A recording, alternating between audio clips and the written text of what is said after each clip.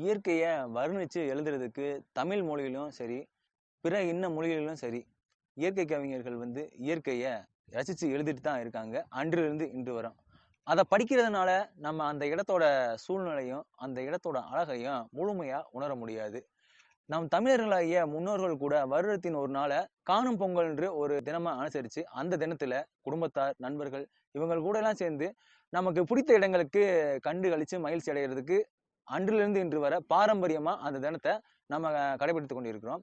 அதனாலதான் என்னவோ இறைவன் நம்மளுக்கு ஒரு கண்ண படைக்காம 2 கண்ண படைச்சிருக்கான்.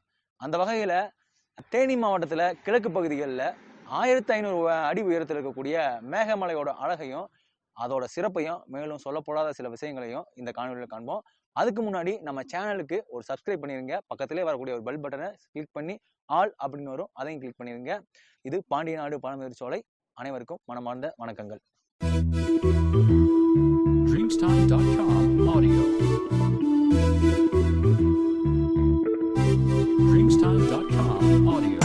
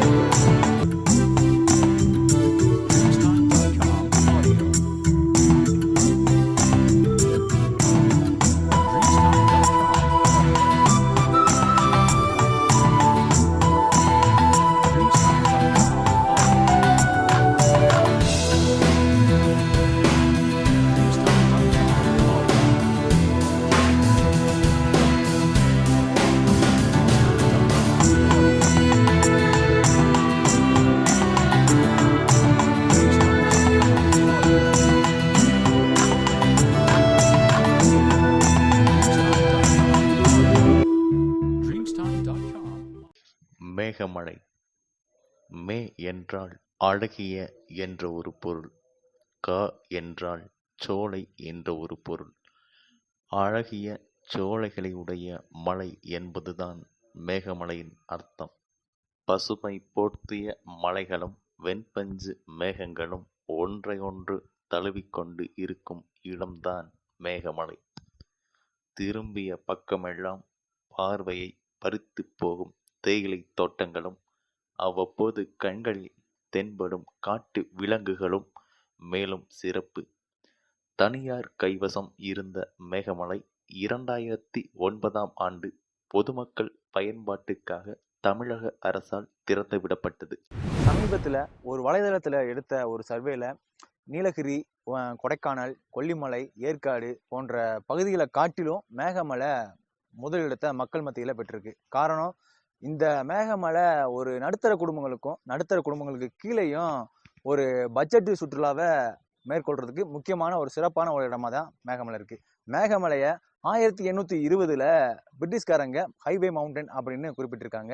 இங்க உள்ளூர்வாசிகள் பச்சைக்குமாச்சி மலை அப்படின்னு சொல்றாங்க. இப்ப ரீசெண்டா மேகமலை என்னும் அழைக்கப்படுகிறது. வர்த்தகமும் செயற்கைத்தனமும் நுழையாத இயற்கை வனப்புகளை பார்க்கணும் அப்படின்னு நீங்க நினைச்சீங்கன்னா அதுக்கு மிகச்சிறந்த இடம் தாங்க மேகமலை.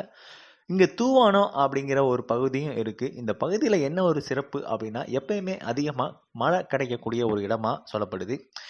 சிலப்பதிகாரத்தை எழுதிய இளங்கோவடிகள் அவரோட சிலப்பதிகாரத்துல என்ன சொல்லியிருக்காரு அப்படின்னா, சுருளிர்த்த தோற்ற இடமாகும் என்ற ஒரு வரி வருது. இதுக்கு என்ன அர்த்தம் அப்படின்னா, புனித இடமான சுருளி அருவில உருவாகக்கூடிய நீர் மேகமலை பக்கத்துல இருக்கக்கூடிய மொட்டைப்பாறை ஆற்றுல இருந்து உருவாகி போயிட்டு இருக்கு. ஒரு பிரிவு தேக்கடிக்கும் போகுது, மற்றொரு பிரிவு சுருளி தீர்த்தத்துக்கு போகுது. இதன் மூலமா நம்ம என்ன தெரிஞ்சுக்கணும் அப்படின்னா, 2000 வருடங்களுக்கு முன்னாடியே மேகமலை அப்படிங்கிற ஒரு பகுதி அதோட அழகையும் அந்த இடத்தையும் மக்களால் அடையாளம் காணப்பட்டிருக்கு அப்படிங்கிறத நம்ம தெரிஞ்சுக்கணும். மேகமலை அப்படின்னா நீங்க ஊட்டி, கொடைக்கானல், ஏற்காடு அப்புறம் கொல்லிமலை இந்த மாதிரியான இடங்களுக்குலாம் நீங்கள் போயிருக்கலாம். ஆனால் அதை காட்டிலையும் ஒரு பட்ஜெட்டான ஒரு சுற்றுலா போகணும் அப்படின்னு நீங்கள் நினைச்சீங்கன்னா மேகமலை அதுக்கு சிறப்பு ஒரு இடமா அமையும். மேலும் இங்கே வந்து புகைப்பட கலைஞர்களுக்கு, அதாவது வைல்ட் லைஃப் புகைப்பட கலைஞர்களுக்கு இந்த இடம் மிகப்பெரிய ஒரு வரப்பிரசாதம். ஏன்னா போதப்புல், மொட்டைப்பாறை, வட்டப்பாறை அப்படிங்கிற இடங்கள்லாம் போனால் நீங்கள் விலங்குகளை நேரடியாகவே பார்க்குற மாதிரிலாம் இருக்கும். முக்கியமாக தமிழ்நாட்டின் மாநில விலங்கான வரையாடு மிக உயரமான இடங்களில் மட்டும்தான் வரும். அது போதப்புல் அப்படிங்கிற இடத்துல மட்டும்தான் அது காண முடியும். அது வைல்ட் லைஃப் புகைப்பட கலைஞர்களுக்கு அது மிக உதவக்கூடிய வகையில் இருக்கும். இவ்வளவு அழகா காட்சி அளிச்சிட்டு இருக்க மேகமலை தான் தன்னோட மிகப்பெரிய சோகத்தை மறைச்சு வச்சிட்டு இருக்கு.